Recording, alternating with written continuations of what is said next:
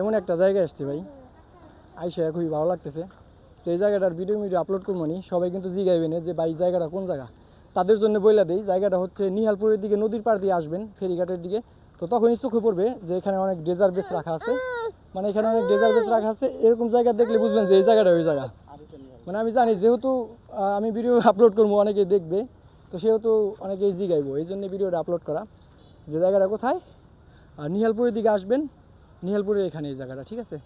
তো আসতে জায়গাটা দেখেন, এই যে পাশে যে হলুদগুলা না, এগুলার জন্য ব্যাকগ্রাউন্ডটা যা লাগতেছে সেই। আমি মাঝে মধ্যে সময় পাইলে ঘুরতে আসি, তো ভালো ভালো প্লেস পাই না। তো আরিসা ঘাটের ভিতরে যারা আছেন আর আমার না জানাতে যদি কোনো প্লেস থাকে বইলা দিবেন যে এই প্লেস আছে, ওই প্লেসে ইনশাল্লাহ ঘুরে আসবো, আপনাদের ভিডিওতে দেখাবো যে প্লেসগুলো কত সুন্দর। হ্যাঁ আছে জানি, আরিসে তো অনেক ভালো ভালো প্লেস আছে। সব প্লেস আসলে যা হয় না, বিকজ সময় পাই না, এটাই হলো সমস্যা।